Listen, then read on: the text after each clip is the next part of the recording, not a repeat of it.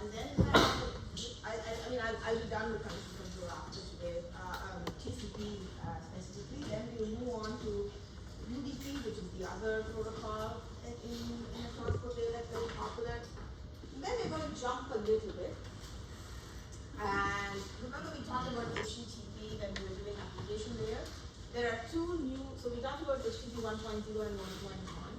There are two new variations to HTTP, which is HTTP 2 and HTTP 3, which is actually what most of us probably are using today. There's a little bit of 1.1 still left, but it's become 2 and 3 are the most popular ones. But to teach that, you have to know how TCP and UDP works. So we didn't talk about this in the application layer. Now that we've done that, we're going to jump back to HTTP 2. In terms of logistics, you will get your, so in general, the rule of thumb is every time you have an exam or an assignment, you will get the result back within 3 weeks of when it was due. So yeah, you should just, that's the rule of thumb. I'm hoping to get your assignment back to you early next week. I know next Monday and Tuesday are off, but maybe when it's off, you can always come back and check it, or just a little bit before, depending on when we finish grading. And you must have seen that your assignment 2 is out. This is on March, on TCP dump and PCAP. Please start this assignment early. Do not wait until the last minute. We haven't really talked too much about what PCAP is, so you might have to look it up a little bit, understand how the format works and so on. So I would like to start that. Before I continue, any questions about it? I also have an additional office hours on Friday. 10 to 11. I have some time, whatever the time I said. Alright, so let's continue. So we talked about congestion control quite a bit in the context of TCP. What's the goal of congestion control? Why do you do congestion control? Why? To increase performance. Can you elaborate?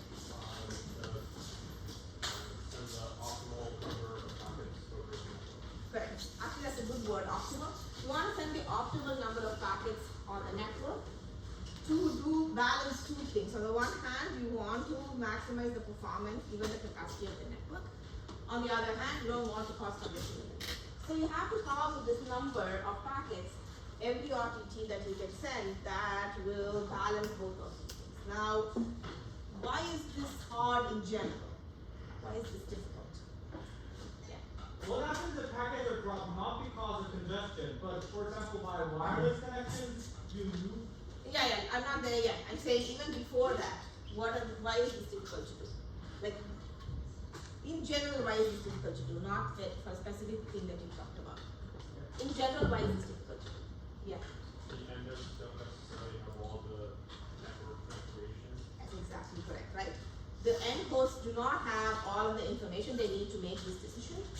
Plus, the decision will keep changing because the queue lengths at the router are dynamic. Will change a lot depending on what the processing speed of the router, depending on who else is sending data at the same time. So this is a difficult problem. And so in general, we have the congestion control algorithm that TCP uses. The flavor of this algorithm is it's loss based, so it does not need to know exactly what's happening in every queue, but if it gets it in some indication of congestion at the endpoint, then that would be that's how they do this. The other thing is that you sort of slowly ramp up and then you so that you don't cause congestion, but you do want to ramp up, right? Because you want to use more of the capacity of the network as possible, and then you every time you hit congestion, that is indicated by loss, you really come up with sending. So that's sort of the idea. But you can imagine that this is never going to be perfect, right? If I have an optimal solution that tells me somehow from there up there, saying, oh, that should be a congestion window size at this time, the way that TCP works, that is going to be definitely suboptimal compared to that all-knowing congestion control. There's nothing you can do about that, right? Now, there's that problem. But there are other issues as well. So, the first one is, as Sanu said, so far what have we thought? We thought, oh, there is a loss that's an indication of a congestion, but the loss need not always be an indication of congestion. Loss can happen due to other reasons. But usually on the internet, that is the wired network, losses are very, very, very rare. So usually that's why we don't really worry about it that much. But in the wireless environment, actually losses do occur, right? Because in the wireless environment, there's a lot more noise. Like I said, we talked about how wireless works in a bit, but you should essentially think that this information is just modulated and it's being carried around in air. So obviously this means that there's going to be noise due to other, because there are walls, so it hits the wall, so there's noise because of that. Maybe other people sending data at the same time, there's noise because of that, and so on. And so your packet loss could be because of collision. That's called collision loss. So, and it's extremely hard to differentiate between collision loss and congestion loss. Right? So, what can we do about it? What do we do about it now? Nothing actually. We just say, okay, I'm going to do this TCP and hope things will be good. There has been a lot of work in this. In fact, there's a very, very famous researcher at MIT called Hari Balakrishnan, that this was his PhD thesis. He designed a new TCP for wireless environment. Nobody really uses it. It's basically just use the same thing. That's one problem. The other problem is when your bandwidth delay product is really large. So what does this mean? It means that you have a large bandwidth, you can send a lot of data, and your RTTs are really large. So potentially the capacity of the network is very, very high. Right? So what do you think is the problem there? Yeah. About the slow start, What about this one? because it starts too slow. No, that's not true, right? Slow start, in fact, remember, is the opposite of slow. Yes. It actually doubles. But what happens?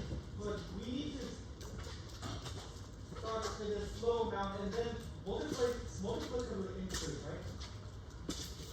Yes. That's true. So what is the problem with high BDP networks? That's my question. What will happen if I have really high BDP networks? What do you think is the potential problem? Not what he's saying, but not quite what I'm doing. So think about this. I have huge bandwidth, a large RTT, and potentially send a lot of data. What could be the problem with TCP or the condition control that we use?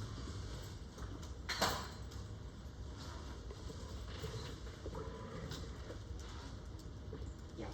It takes a while for TCP to hit the equilibrium. That's exactly right.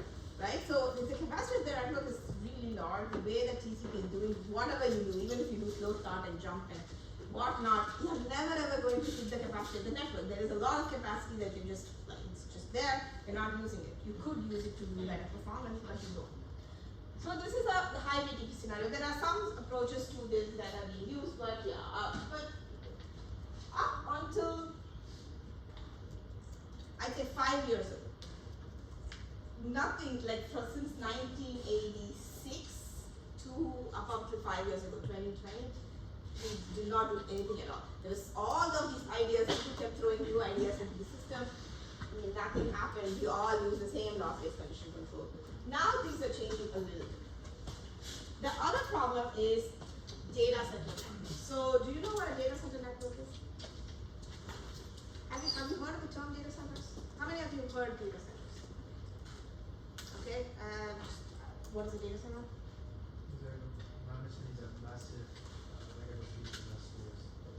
Right. We talk. I'm hoping that I will tell you something about data center networks by the before we finish this course, because that's actually emerging to be another kind of network architecture parallel to the internet. Before it was a much smaller presence compared to the internet, so we didn't care about this. But now actually that's huge. A data center network essentially is that you have one big warehouse with a lot of computers. They're all connected to each other, and now you have to run a network within these computers, right? It's not. So now the things are very different there. First of all, the one. So I missed Monday class because I was at Google for a network faculty summit. They do this every other year. They call some of the networking faculty, they tell them what their problems are, and the idea is that we'll all work together. The biggest problem, they told us, is about data center networks. a condition control. And the problem is the following.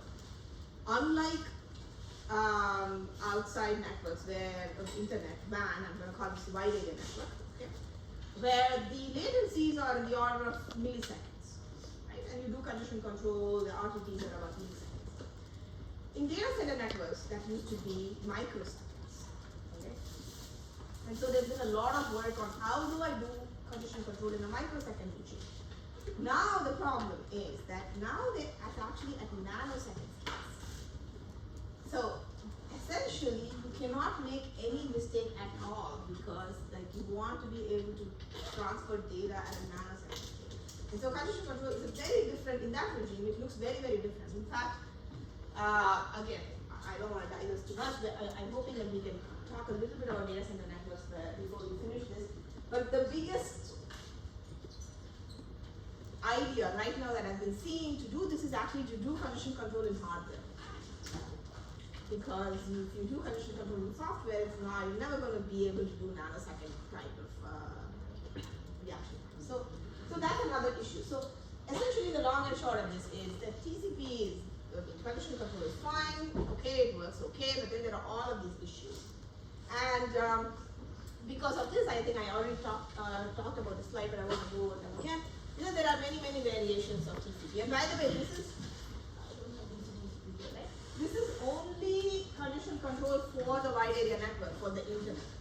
If you look at the data center network or satellite or other networks, you see completely different ways in which you have to do condition control. Things change a lot. But this is only just for the wide area network, and I'm just talking about the most popular ones here.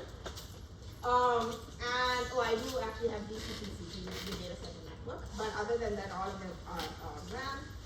And so let me just go over some of these, just to give you a flavor for how condition control changed over the years. Okay. The first one is called TCP New Reno. So remember that we stopped at TCP Reno. TCP Reno was the version of condition control that was doing fast food transmission. Does anybody remember what fast food transmission is? Yeah.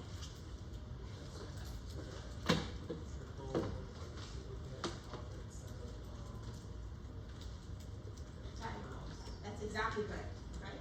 So instead of waiting for a timeout, which takes roughly 2 RTTs, if you have a triple duplicate app, you guess that there's going to be condition. However, you guess that the condition is not too bad because your other packets are being dealt with, and so you do this thing called fast free transfer. So let's assume that you lost packet number 3, and then but 4, 5, 6, 7 went through, so you got acknowledgements for those. So then what TCP Reno will do is just to retransmit 3. What New Reno will do is it will send some additional packets. It will send 3 and then it will send some new packets in the buffer just because you think, oh, I know 4 other packets have gotten to, so I'm just going to send 4 new packets because I want to make it fast. It's a very small trick. It actually was very popular back in the day. The next one is TCP Cubic. This is actually by far the most popular one. Almost all of you are using TCP Cubic. Right? If you have a Linux laptop or a Mac, you're using TCP Cubic. If you have an Android or an iPhone, you're using TCP Cubic. Everybody uses TCP Cubic today. And Cubic is no different than, it's also a loss-based condition control. It's exactly the same as Reno or New Reno. The only difference is, if you remember, we did additive increase, multiplicative decrease. Here, the way you increase, just the formula changes. Okay? So you actually increase and decrease using a cubic formula rather than additive and multiplicative decrease. Why this works? There's some math behind this. I'm not going to go over that, but there's some math behind why this is actually better than doing AIM. It's still additive increase, multiplicative decrease, but the additive increase for so far it was linear.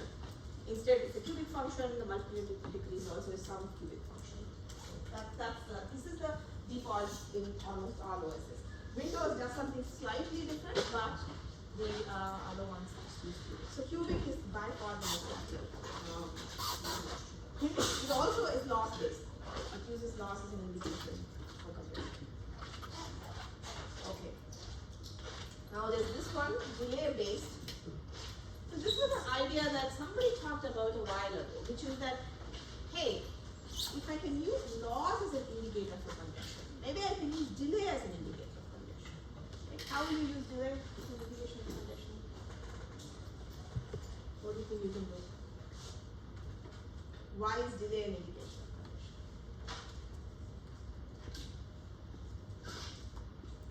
Yeah, Because congestion collapse. I don't know what that means. You have to explain a little bit more. Why is delay an indication of congestion? The answer is not because of congestion collapse. Like why would you think delay indicates congestion? That's my question. Yeah. Maybe it's because they are allowed to use another queue before you go to help it before the power packet gets processed. Exactly correct. If I see larger delays, right? Let's say my RTT was 40 milliseconds, okay? Then suddenly my RTT jumped to 70 milliseconds. It's not because somehow these two hosts moved away from each other, right? They're all most likely not. It's mobile but most likely not. So what happened is most likely what happened was this packet was sitting in some router queue that added this information, right? This delay. Because that's how delays happen. There are two parts to a delay. There is the queuing delay, there's a transmission delay. There's a delay to actually transmit the packet, and there's a delay to actually, because every packet is sitting in the router queues. And so that's the total delay is actually sum of these two things. And so certainly if I see delays, then it's an indicator of congestion. And it's a little bit better than loss because you don't have to wait for the packet to actually be lost before you react to it. You can actually make a decision before there's a loss. So delay-based congestion was very, very popular idea. And unfortunately, and everybody, there's just a ton of literature on how to make delay-based congestion control. What the problem is that it's not really used because it's not reliable.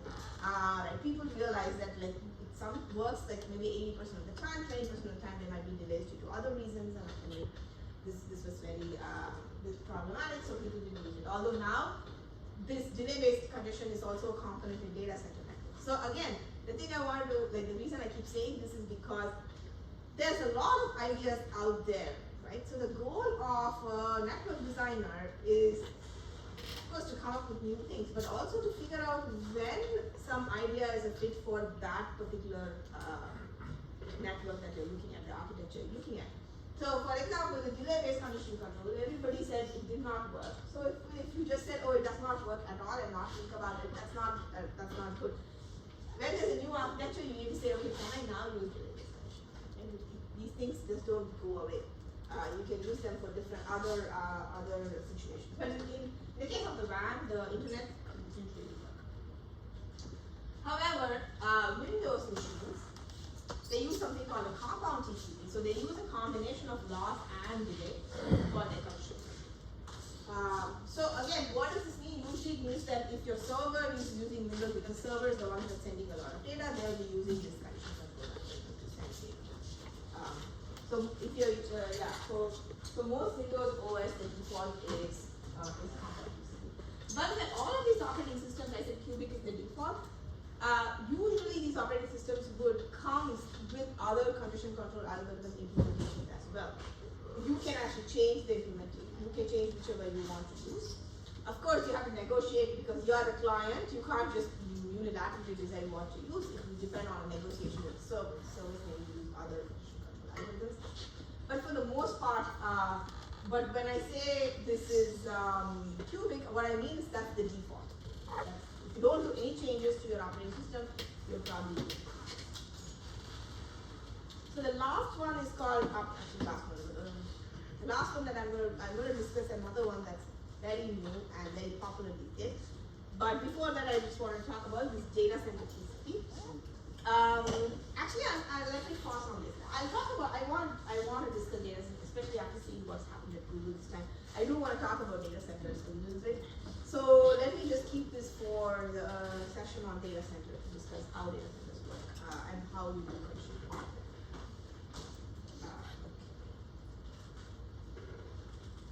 Okay, there's one more called, of course now machine learning is big, everybody wants to use machine learning. So the idea is, can I use machine learning to do through condition control.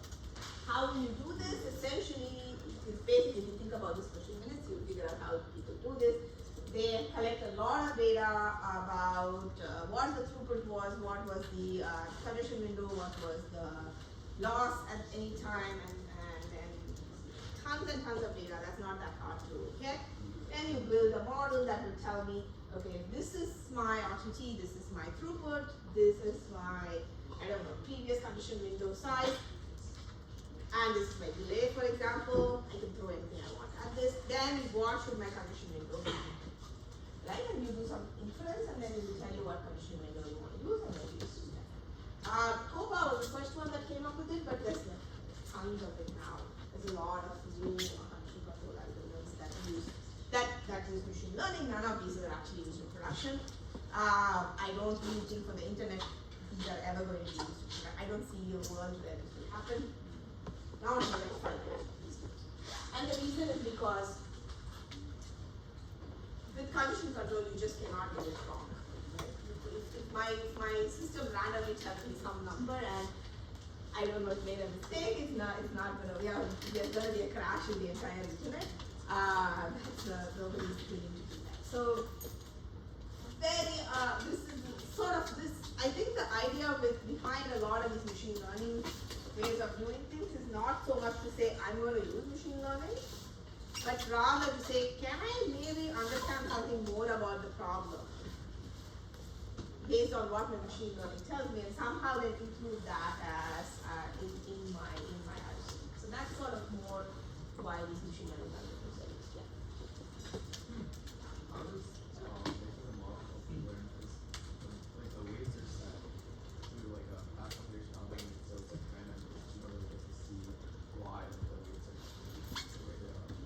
Yes, but you could say, when this situation, this is how my model tells me to set this condition to be high versus low. And you can say, okay, maybe there's something there that tells me. Yeah.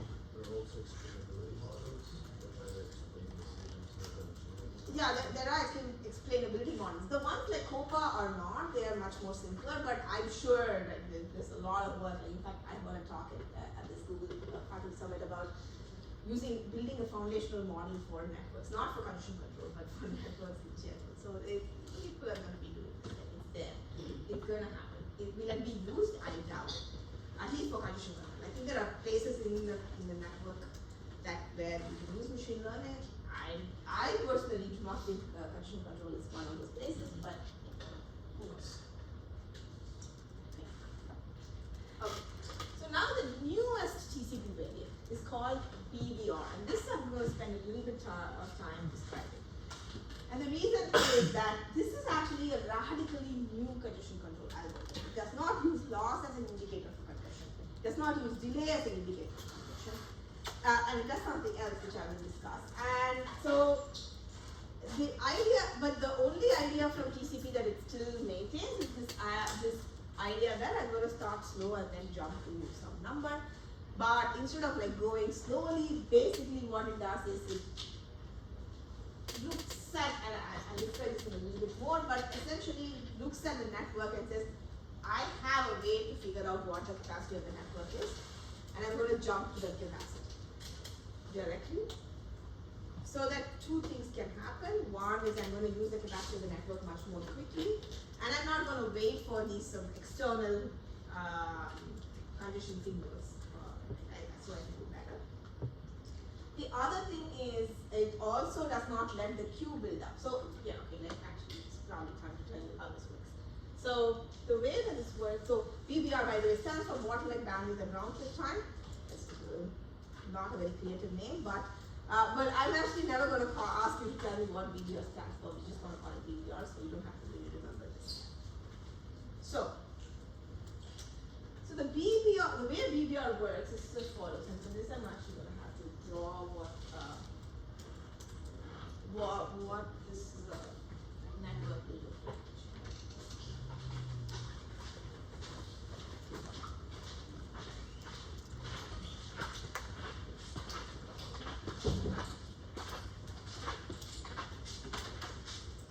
So let's look at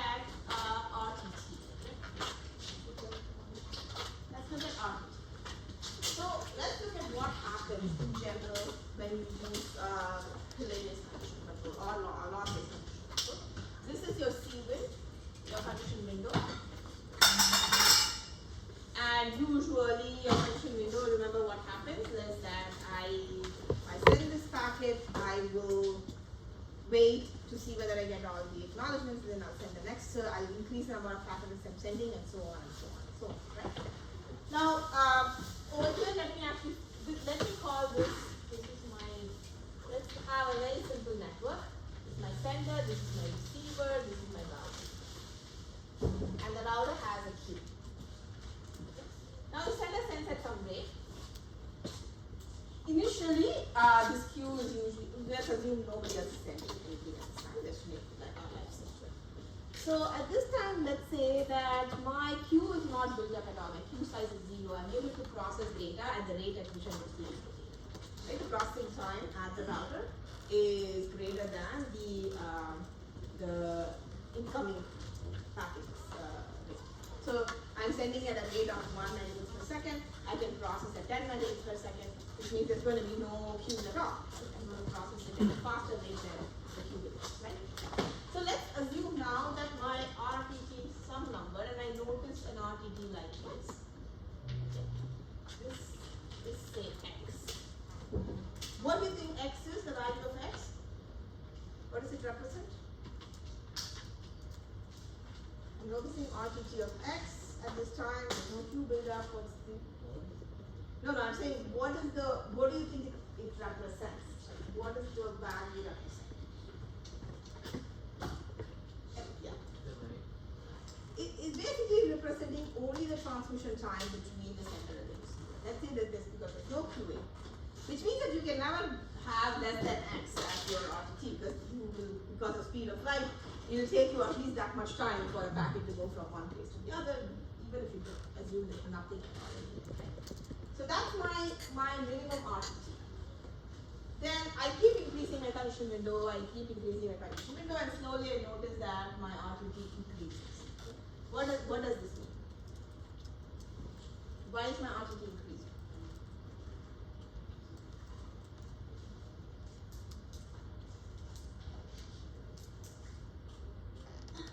Yeah. Because of queuing delay, right? Because at that time, I've been now sending packets at some faster rate, and I'm not able to process them at my queues, and therefore at my router, and therefore the router queues are building up. Which means what? So I send a packet, let's say I'm sending a packet P, this P is sitting over here. I have to wait until the rest of the queue is over, that means that that's when it's sent, so that queuing delay is added to my RTT. Me, I'm looking at this RTT at the endpoint, obviously I don't know that this is what it is. All I can know is that this is increased. Now let's look at the same time. This is my condition window again, and let's say that this is delivery rate. Okay? Delivery rate stands for how many packets can I deliver. Like if I send 1 megabit per second, am I delivering it at the same rate? Now initially here, my delivery rate will keep increasing. Why? Because I'm sending more and more packets. Right? I initially sent 1 packet that got delivered. Next I sent 2 packets that got delivered too. So now my delivery rate doubled. And I sent like 4, then it doubled again, and it will keep happening. But once I hit this exact same point here,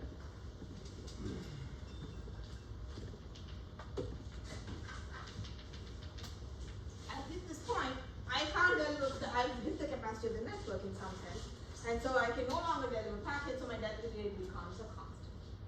Okay, so this is what it will look like when I have a congested network, a congested router. So, what does loss-based condition controls do? In loss-based condition control, what you will do is you will keep sending this because you don't really know that the network is congested. You have no indication. But at some point, this packet will be lost over here. And that packet loss happens when my buffer size, for example, I've now overflown the buffer and I have to drop a packet. That's when I know, right? So I don't know immediately that the network is congested. I don't know that the queue size is building up. I'll keep sending more and more packets. My RTT keeps increasing. At some point I realized, at this time actually there was a packet loss because at that time my router buffer actually got full. So this is the point. Essentially, this is the point where loss-based condition controls are operating. But this is not good because by then, obviously, you have already, the network is already congested, the buffers are full. So where you want to operate is over here. This is the point you want to operate. So essentially what you want to do is to say, I'm going to hover around the condition window just before my RTT starts increasing and my delivery rate starts to stack. That's actually my sweet spot because, and that part by the way indicates that my queuing size is 0. So I want to keep my queues completely empty. So essentially I want to send data at exactly the rate at which my bottleneck queue can process the data. So that there is no queuing. And this is where I want to operate. This is actually what DVR does. DVR says, I don't want to operate here, which is where current condition control operates. I actually want to operate here. So it does this really clever algorithm to do this. And by the way, this is even more important because what's happening these days is there's this new, you should remember this term, there is this thing called buffer bloat.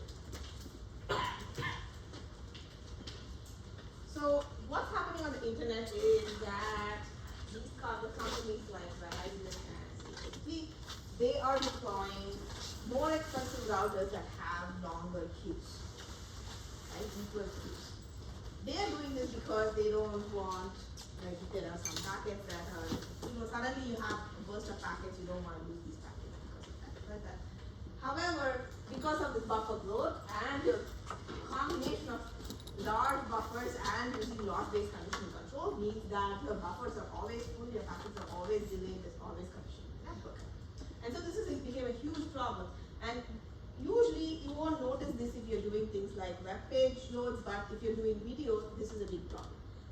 Because if your packets get delayed, then you can't really see your video. And so this is the reason why BDP or PBR was designed. And the idea is that you want to operate in this regime. You want to have the maximum bandwidth or delivery rate before you start stagnating, and the minimum RTT before the RTT starts to build up. And theoretically, this is the spot where you would get that's the best spot to be in, because you're using the capacity of the network, but you're not actually adding any condition to it. Now, obviously, and this is where Cubic operates, right? Because this is the bottleneck BDP, the bandwidth delay product I talked about, and this is that BDP plus the buffer size. So I can actually keep sending data until I hit that many number of packets, and then I see a loss, and that's when I will react. By the time it's late. Okay. So what do? Very simple algorithm. You do exactly what you did for Cubic or loss-based TCP, which is loss-based condition control, which is I send packets at a slower rate and then keep increasing. But instead of then increasing until you hit loss, what you're going to do is every time I send packets, I'm going to keep track of my buffer delivery rate and my RTT. And I'm going to figure out when, and I keep increasing the number of packets I'm sending, and then at some point I start noticing that my delivery rate is not increasing anymore. Right? So actually let me just draw this over here. So this is what VBR is going to do. It's going to maintain two time series, and the time series here is that this is actually over time. This is also time, and this is delivery rate, and this is RTT. Okay, so my RTT is some number over time, and then at some point it increases. And here my delivery rate is actually keeps increasing, and then at some point it sort of saturates. What I'll do is I'll find the maximum delivery rate that I noticed in that window, the minimum RTT I noticed in that window, and say, okay, that's where I'm going to operate. observing what my delivery rates are. At some point it starts to decrease, so I'll actually look at that maximum point, not decrease, sorry, to stagnate. I'll find that maximum point and say that's my maximum bandwidth I can get, and then the minimum RTT, I'll keep looking at the RTT values, and at some point it will start to increase. It may actually go back and forth too, so it's not, because it's not as clean as what we just showed, right? It's not as perfect as that. But essentially, I look at this sliding window and say, what is the minimum RTT in that window? That's going to be my RTT. What's the maximum bandwidth in that window? That's going to be my W. I'm going to multiply those two, and I'm going to say that's the capacity of my network. That's where I'm going to go. That's how amount of data I'm going to send. So that's exactly what you do. You estimate that BDP, which is the maximum delivery rate minimum RTT, which you can do because you keep observing as you send more and more data. And then you say, okay, that point is where I will operate, and then you keep sending that much data in steady state. Every now and then you will jump a little bit higher to see if I have more capacity, and you jump a little bit lower just in case you're overshooting the capacity. This is how the BDR works. Of course, this is not perfect. It's many problems. In fact, I started working with BDR about 5 years ago. And this looks so fascinating, but then you start looking at the code and it's an absolute mess because there's so many corner cases you need to take care of. So, so here are some of the issues, big issues, right? This is all very pretty because I'm saying that I am assuming I'm the only one in the network. So let's say somebody else starts sending data, right? And then your queue size is increased. No. So let's assume that I started sending data, my queue size was 40 milliseconds. But I don't know, I am assuming that 40 milliseconds minimum, that's the best rate I can send at. But that 40 milliseconds already might be because of the queue buildup. I don't know. Right? At that point, somebody else might have been sending something. I have no idea. I have no way of knowing this. So this is just one example. There are many other examples of cases where this doesn't quite work perfectly, which is actually the reason why. So anyway, so these are some of the details. At every RTT, if the delivery rate is higher than the previous, then you can increase your condition window. If RTT increases and delivery rate stagnates, then you cruise, like you just basically are in that. The big problem, there are two things you do. The one thing is every now and then you drain the queue, so you don't send anything at all in the hopes that your queue size will be 0 again, so that you can get your minimum RTT value. So this obviously will not work because I can reduce my queue size. Somebody else might be sending data, so there's nothing I can do about it. So this is a heuristic. And then you will notice once you start looking at the nitty-gritties that even though theoretically this is actually the best you can do, in practice you can't really do this. There's lots of heuristics that you have to do to actually get this to. The other big problem with DDR is that let's say I make a mistake, okay, and I send more data than the capacity of my network, and there's loss. BBR does nothing. It says fine, I don't care. I'm just going to keep increasing how much I'm sending. You do absolutely nothing, which is again, as you can imagine, is disastrous for the network. So this can be really bad very quickly. So because of which there are some. I think I have a slide on this. Yeah. Okay. So is BBR going to take over? It's not clear. The first thing is BBR is not fair because of the fact that it doesn't actually react to loss. So let's say I'm running qubit. Remember what fairness was. Fairness is if I run two flows, both of them should get about 50% of the bandwidth, right? Now let's say I'm running cubic and BBR, and there's a loss. Cubic is going to reduce how much you're sending. BBR is not going to care. It will keep increasing. So it's going to take a large lion's share of the bandwidth. So it's completely unfair. This is a huge issue. There's been studies that show that DDR is unfair to itself. So what does that mean? And I'm not going to go into the details of why. It's a little bit more involved, but essentially when I run one BBR flow and another BBR flow, depending on which flow I start first, that usually will take up most of the bandwidth. Actually, intuitively you can understand why, right? Because once I use one BBR flow, it's already going to take up some of the router buffer.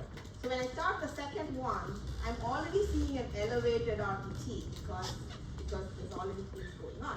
which means that my min RTT value is going to be very different, and therefore I'm going to send I'm not going to be able to estimate how much that the bandwidth they plotted is accurately, and because of which I'm actually going to take a less fraction off it.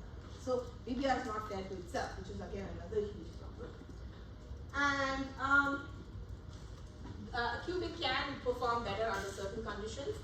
Again, I'm not going to go into too much. This is all of this I'm talking about is basically current research. Like right now, a lot of the research, including our own group, we have papers on this topic. So this is a very well, or at least this is a hot topic in computer network science, right? So it's really not clear what's going to happen. In fact, Google came up with another version of BBR called BBR2, and that said, okay, I'm not going to completely ignore loss. I'm going to take loss into account in some way. So essentially, the long and short of it is condition control is still not a solved problem. I don't think it's ever going to be a solved problem. So this is, you keep going back and forth to figure out how much data you can save. So has BBR taken over? Well, when you use Google services, YouTube, but if you use Word or like Google Docs or Google Mail, they all almost always use BBR, right? But if you use other things, they probably qubit is still the default. So if you look at in the world right now, I'd say about 30% of the traffic is probably doing BBR. The other 70% is still doing qubit. This number keeps varying, but roughly that's the amount that BBR is taken over. So it's not taken over qubit. Qubit is still the more popular, and especially for the phones. BBR does not work at all for mobile devices, so if you're using anything on mobile device, you're almost always using it. Okay. So that is the end of condition control. Let's now discuss UDP.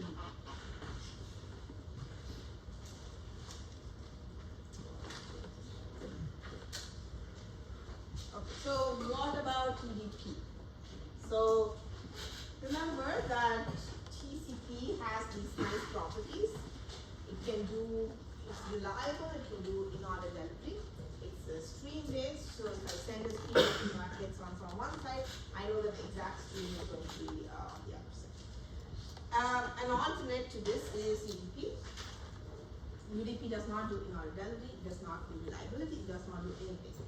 All it gives you is this, are the two abstractions it's supposed to give you, which is it gives you an end-to-end abstraction, which means that if I have an application I use UDP to send a packet, I don't have to worry about what happens underneath it.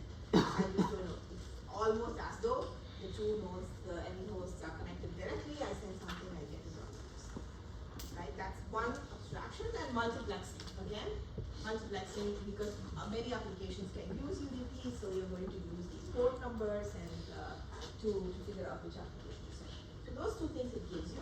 It doesn't give you anything else. So if you, this figure is actually depicting. So let's say I send these packets, these red, green, and blue packets, then what UDP will do is on the other side, it will make sure, assume that the red, green, and blue are different applications. So it will do multiplexing for you, so demultiplexing for you, which is that it will actually send the red packet to the red application, the green to the green application, and the blue to the blue application. However, over here, it does nothing. It's all of the packets are all combined together. It doesn't do any in-order delivery or reliability. So if I send one packet for green application, packet number 1 first, and then packet number 2, it might actually be that packet 2 is first delivered after packet 1. Doesn't matter. I don't care. If let's say packet 1 gets lost, it does nothing. Right? It's best effort. Really, the true sense of the word. You give me something. So your applications all give me a bunch of packets. I'm going to put them all in something. I'm going to randomly send them in some order. I don't care. And then if it gets there, great. If it gets there in order, great. If not, that's all that we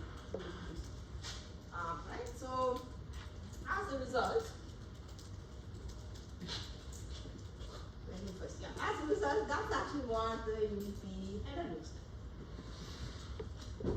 If you remember how the TCP header looked like, there's nothing here. There's a source port, a destination port, there's a length which tells me how much data there is. There's a checksum which tells me whether I got this packet correctly. There's no corruption, the packet is not corrupted, that's it, that's the error. Just 4 elements, pretty much.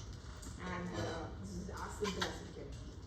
Why? Because UDP is not string based, it does not do inordinately. I don't need a sequence number information, right?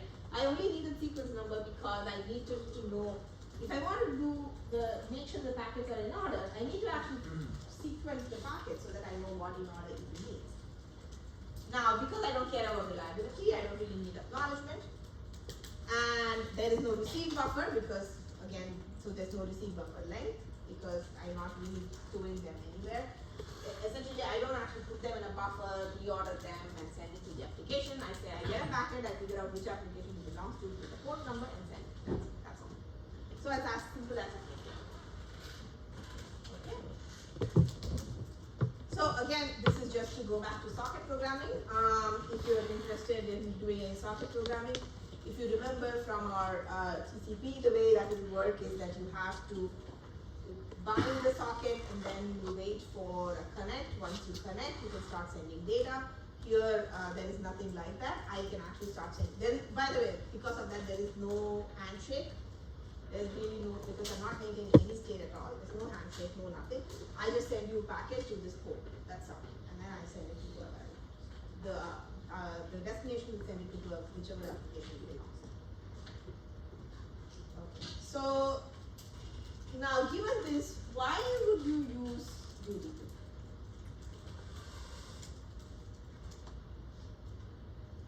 Yeah. Maybe when speed is a priority. When speed is a priority, tell me why. Because you don't have the overhead of like congestion control or sequence numbers or receive buffer. It's just like raw. I mean, yes, but okay, okay. Okay, fine. Yeah, there's no congestion control, so I can send how many packets I want. And I don't have, but the more important, at least in more practical cases, yeah. Is it also is it because of the receive buffer as well, or? Yeah, and also you're not doing any handshake, right? So there's no handshake at all. So yeah. Also because packet loss doesn't affect the application. Yes, but why is that? And when is that good? So like the question was why would You use UDP. and when packet loss like is not as like harmful as Okay, so it doesn't matter if I use a packet, then I might use UDP. Okay, yeah. Right. To a phone call, like if like a packet from like 5 minutes ago doesn't send, then if I get it 5 minutes later, it's gonna make no sense to send it a word or sound out context. So that's a good thing or a bad thing for It's a you? bad thing. Then I don't want to use UDP. Wait, no, I'm saying it's a good thing because if the packet's lost, you don't care about you send the next packet. Continuously, you're sending the most recent packet. Oh, I see. Okay. I mean, yeah, so, okay. I think I understand what you're saying, but maybe let me rephrase this a little bit. So, a classic example is video, right? If I'm sending like frames of the video and one of the frames gets lost, that's okay. I mean, I will have slightly poor performance on the other side, but it's okay. I don't have to necessarily retransmit. So maybe it's okay to do the same every now and then. Right. Yeah, so that's one thing. It's because like I don't want to. So let's say my packets are very, very small in size. This is the case for DNS, right? I have a packet that's very small, and then I need to incur 2 RTTs because I have to first do a handshake and then I have to send the packet. That's a lot. So maybe just 1 will be okay. Usually small packets don't get dropped as much. So when you have small packets, you just have 1 packet. DNS is very, very small package. And maybe it's okay not to use DNS. Right. So there are many cases for UDP. But for the longest time, UDP was not really used that much for anything else except for DNS. Some some video applications used to use UDP. But recently what has happened is that there's HTTP 3, which is a new protocol for version of HTTP, and that is starting to use UDP under the hood and then building something on top of that. And we'll talk about how it works. Obviously, if you do that, you can't just use HTTP with UDP, because I do want reliability and I do want inorganity. So what you do instead is you use UDP, but then implement all of this reliability in order to be at the application layer instead of the transport layer. So that's how it works. So the idea is I'm still going to use UDP in the lower layers, but I'm going to do all of the stuff that TCP does in the application layer. Why would you do this? It's like a waste of time. We'll discuss why this makes sense. Just like decide whether it's a That's correct. I mean, that's too specific. It's mainly because I have more control over what I do, right? Because as an application layer, I don't have to depend on TCP. Me as an application can decide what I'm going to do. That's why. That's a new trend now. Applications want more control than they have. Okay. All right. So that's pretty much UDP. I'm going to now move on to HTTP 2.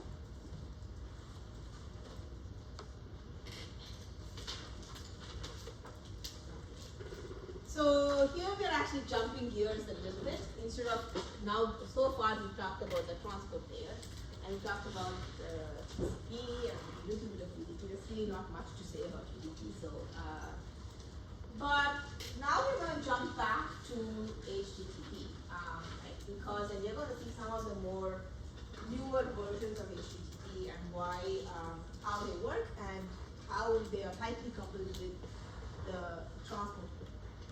So, just to refresh your memory, what does HTTP do? What's HTTP? Yeah, Transports objects on the application layer. yes. It transmits objects at the application layer. And so that's the only thing it does, right? So if you give it an object, it will transfer the object from one place to the other.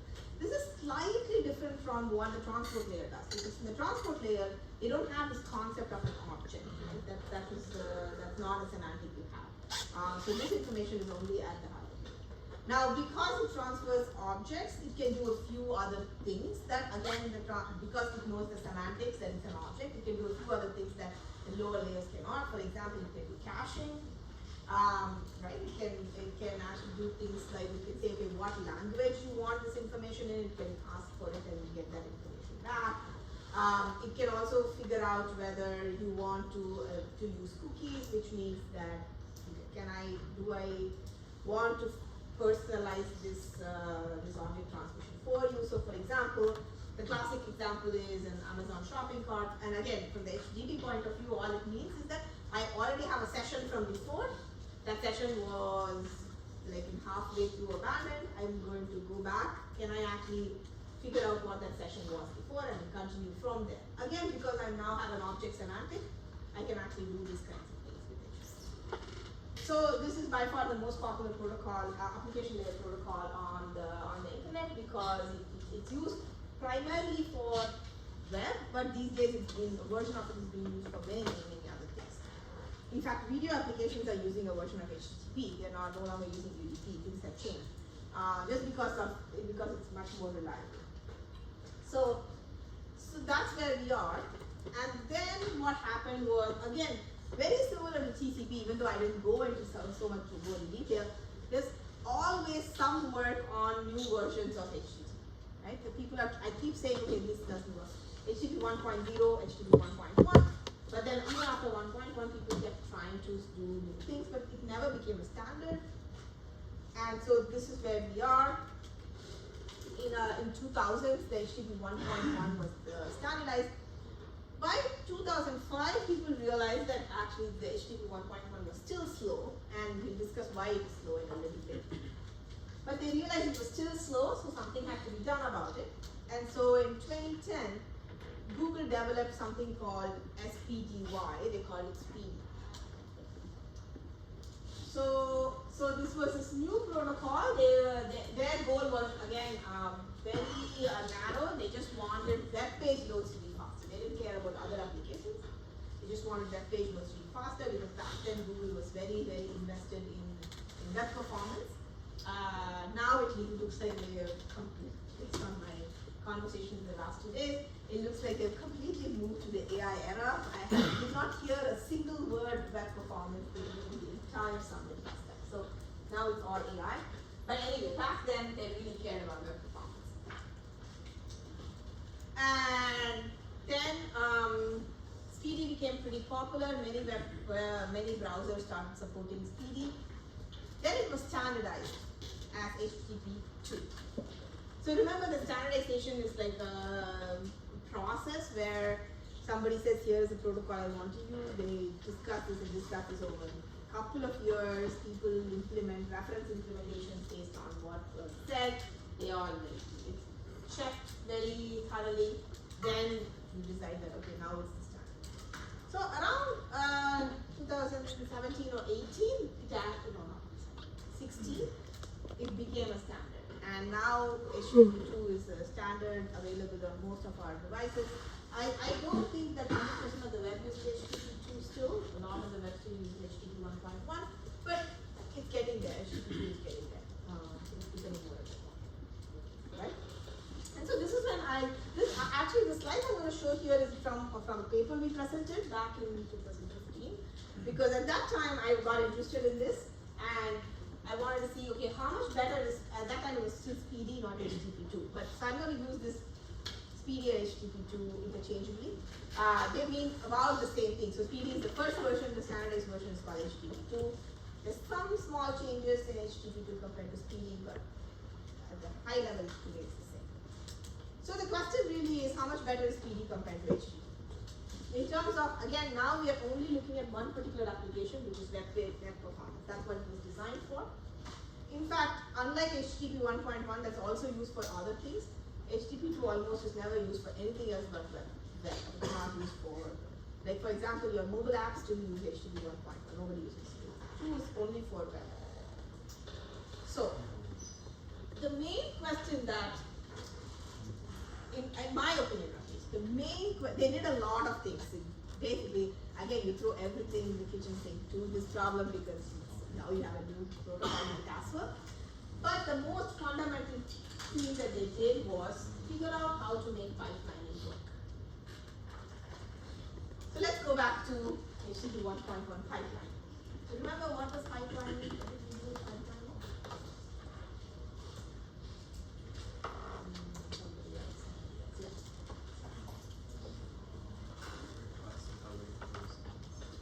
You sent multiple requests. So usually the way that you would do is you would get one object per request, right? So you will ask for an object, you get the object. Then you ask for the next object, you get the object. So this means that this is an iterative process, which means that obviously the time it will take is determined by how long for each of these. Even if it takes just one round trip, it's still determined by I have to wait for a round trip before I can ask for the next object. Pipelining was the idea where you don't do that, you just send all requests pipeline. So at the sender or the server, they will put all of these objects in one packet if they can. If not multiple, that's okay too, and then send that back. So you can save quite a bit. Now, the pipelining was not used for HTTP 1.1. Remember why? Yeah. NLM blocking. What is that? So if a large request is sent on the first slide and then small request follows, then the large request will go into block the smaller ones. That's correct, right? So we have this problem of head of line blocking. So again, the developers did not realize why, they didn't realize it was head of line blocking for the longest time. They just thought, oh, in some cases when I do pipelining, things actually slow down. I don't know why, but I'm not going to bother with pipelining anymore. They start using pipelining, then a bunch of researchers then did this study and said, okay, this is why this is happening. But anyway, so that's where we are. So the main goal of HTTP 2 is to figure out how do I solve this head of line blocking problem. But before I go into that, let me first talk about what was the problem between HTTP 1.1. What was the problem with HTTP 1.2 that we are trying to solve, then it'll become clear exactly how you solve this. So take this example of a cat web page, right? There's lots of cats. I want to load this page. This is a very popular example in the networking community. Everybody wants to load cat web pages. So here's what's going to happen with 1.1. So again, remember that 1.1 uses persistent parallel connections, but they don't use pipeline. And with persistent parallel connections, they have almost all browsers have this 6 parallel connections that they can open. They cannot open more. And so if I'm going to do this, what I'm going to do is I'm going to have 6 parallel connections. I'm going to load 1 cat per parallel connection. Now, let's say I have 18 cats. This will still take me 3 RTTs plus index and whatnot, right? So that's plus the handshake and whatnot. So this is still slow. And not only is it slow, but you can notice that there are lots of white spaces over here. There are lots of white spaces here, right? Because during an RTT, that pipe, this particular pipe is not used completely. Because I have to send a request, then I have to send a response, the whole RTT. The rest of the time I'm doing nothing there. So there's a lot of white space over here. And so this is true in general for most of this HTTP connection. Okay, so that's number 1 problem. The problem is that actually there are multiple problems here. The first problem is I have to do 6 handshakes, right? And so this is usually not an issue, but if I have a lot of connections, then everybody is creating these handshakes, so that could be a bottleneck. That's one. And second thing is that each of these parallel connections are not used efficiently. That's what is shown by these like white spaces. So it's not being used efficiently because a lot of the time I'm not doing anything. Yeah? And the third problem is that I need to still wait for the first cap before I can get the next cap. Right? Even with parallel connections, because I only have 6 connections. But I could have infinitely many parallel connections. Of course, this is not an issue, but that's not the case. And so this was the first problem. The second problem, and this is funny, because it turned out that what they tried to do to solve this problem didn't quite work out, but I'm going to talk about this anyway. So the second problem, and somebody asked me this question at some point, right? Can the server preemptively send any objects, or can only the client ask for an object and then receive the object?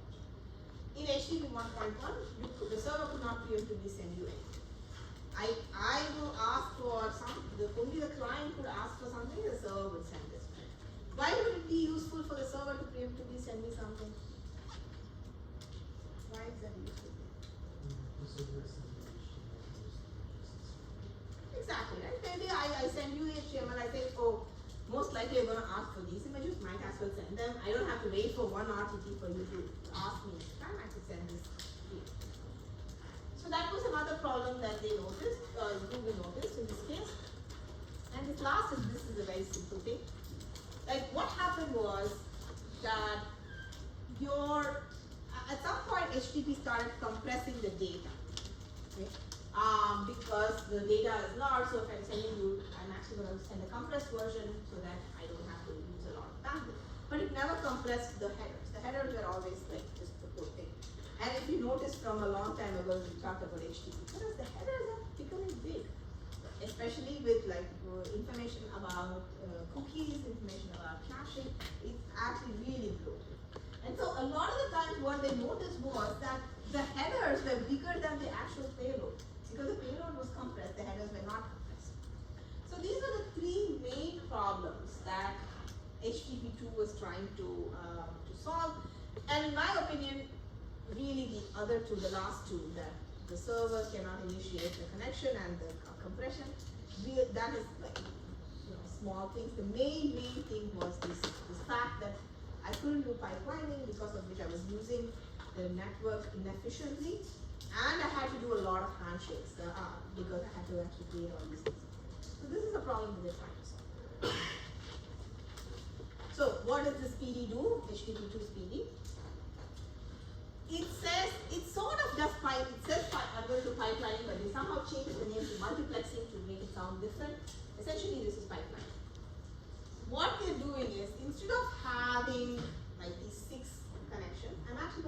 one fact pipe. Okay? And in that one fact pipe, I'm going to ask for all of the objects and get back these responses, which is essentially pipelining, but they're calling it multiplexing, but that's fine.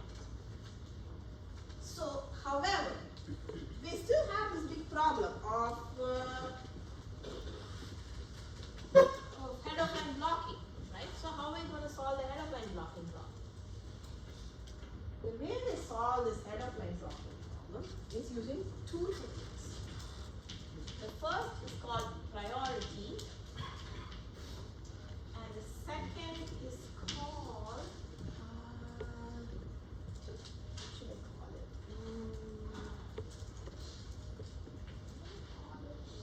Slicing and preemption.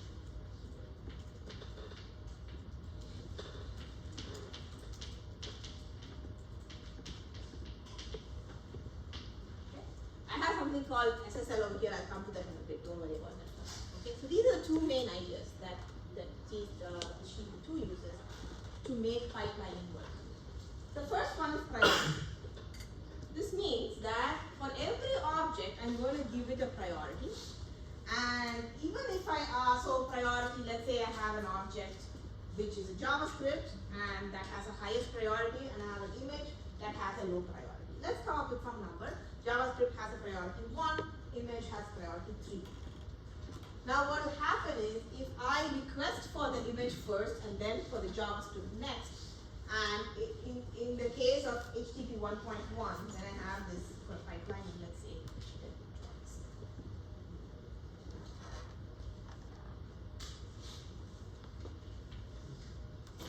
Okay, so let's say I ask for an image. This is HTTP 1.1. I ask for an image, I ask for a JavaScript. These are two objects that I'm requesting. So usually what will happen is, here I will respond in the order in which I received the request. So I'll first send the image, and then send JavaScript. That's what I will do usually. And this is where the head of line blocking problem occurs. Now suppose instead of this is HTTP2.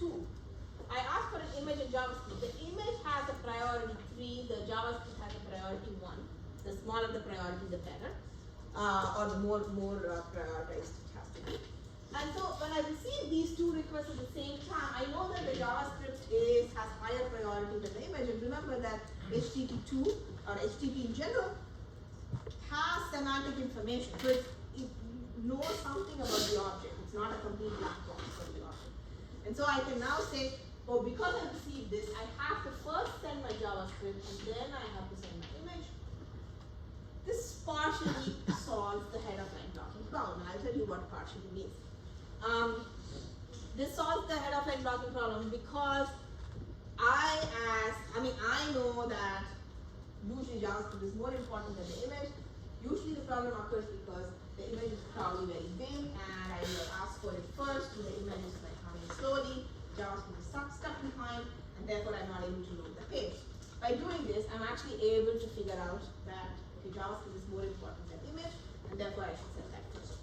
However, this is not really easy. This priority has actually caused a lot of problems because you're now assuming that somebody knows exactly what high priority is and what low priority is. So they need to somehow magically, the application layer protocol needs to know some things about priorities, right? So how do you get this right? This is a whole stream of research of how do you actually set these priorities, and I think now they've sort of gotten it okay, but still not a completely solved. It's not perfect, but yeah. But anyway, priority sort of helps you in some way. The mechanism works. It's just that how do I actually make it work? How do I know what priorities to give? That's still a question. Okay, that's a very good question. Doesn't the server know that the lake has to be right? But who is requesting? Yes.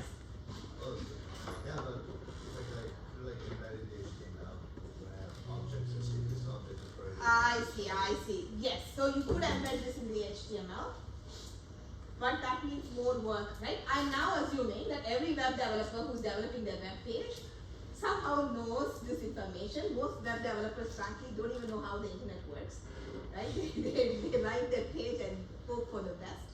Right? For them to actually, assuming for them to know how HTTP2 works, the specificity of this priority, that's hard. Okay? Not to say that it's, of course, all of these things I'm saying, usually the companies which are richer, they all can do these things, right? The problem is the more, smaller companies, like people who are just building them, that is where the problem is. I think what they've done now with HTTP2 is just for the web page, they've actually just said, look, JavaScript is always high priority, CSS is lower, image is the lowest, and it sort of works for 99% of the cases, so they basically just said that. Of course, you can, as a web developer, as a server, have your own priorities that might be different. This is a high bar, right, to expect from a web developer to know this. But anyway, that's one thing. However, as it turns out, priorities alone are not enough. Okay? Why is priorities not enough? Because imagine what's going to happen. Let's say same example. I ask for a JavaScript and I ask for an image first and then a JavaScript. I'm still using HTTP2. I have priorities. This is amazing. However, let's say that this came a little bit late. Okay, my image came first and my JavaScript request I haven't received yet. When this happens, the server is not going to keep waiting to see am I going to get another request. It's going to respond immediately, right? So it's going to immediately send the image. Okay. So it's going to immediately send the image, and what does immediately sending the image mean? It means that the image is now sent into the transport layer. The transport layer has all of these packets. Then the JavaScript is sent, and now this is my, let's say, my sending queue at the transport layer. Then I have all of the image first and then the JavaScript. Okay? So the header line blocking problem still exists because of the way in which I receive this packet. Even though I have priorities, I can't really do anything with this header line blocking problem still exists. So this is the issue. And so to solve that, you need the second thing. So the priorities for the first one, you need this thing called slicing and preemption. So the idea of slicing and preemption is the way that HTTP2 sends back objects is that it does not send the entire object in one go. It slices these objects, okay, and sends slices of objects. Now, so that if there is a new request for an object with a higher priority, you will preempt and stop sending the first object and start sending the second object. So that's how this preemption, slicing and preemption works. So, for example, I would, this case, let me just draw this separately.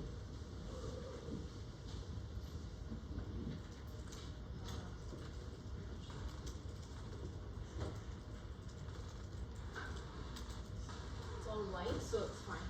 I'll just put the name on it. So let's say that I ask for an image. I'm going to say I have an image object, image object, image object. This is actually my application. I send these and I receive the image request, and then now I receive the JavaScript request. I'm going to stop sending images and actually just start sending JavaScript object, and so on. And then once I'm done, I go back to the image object. Right? Because now I can slice this. I don't really have solved this head of line blocking problem with priorities and slicing, because only one of them is not enough. And I can now actually send both of these at the same time. So now, again, because the JavaScript has higher priority, I will be sent first. Just have to wait for the entire image to be sent before it goes. That's number one. The second one is, I don't know why I put it over here for the SSL. I should put it somewhere else. But let me just say what SSL is. The other problem that that Speedy had to solve is that, remember that Speedy is not a standardized protocol. And what did I tell you about what will happen if you don't run standardized protocols on the internet?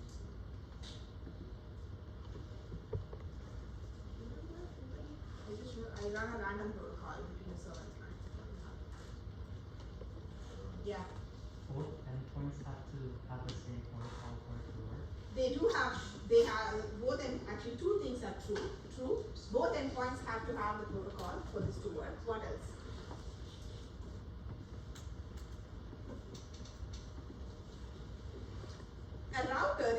protocol it does not recognize, it will drop the packet. Right? Because that's why you don't have rogue protocols running around in the internet. Like, anybody can run any protocol they want, but if they run something and the routers say, I don't know, I don't recognize it, it will drop it. In fact, if you actually run TCP, okay, but you don't actually follow TCP rules, right? So let's say you send a high condition window, the next time a router will see that you're sending too many packets and will drop it. So this is an issue. So this means that actually Google has to solve two problems. One is that both the server and client have to be running speedy, and you want to make sure that the routers don't drop your packets. Now, the second problem, the way Google solves this is by saying, I'm just going to encrypt it, so nobody can actually see what's happening. It's the application protocol, TCP and below obviously I cannot encrypt, but above I can, so I'm just going to encrypt the whole thing so you won't even see that. So that's how it solves the problem of routers dropping the packet. The problem of, but the server and client both have to do speedy. How does Google solve this problem?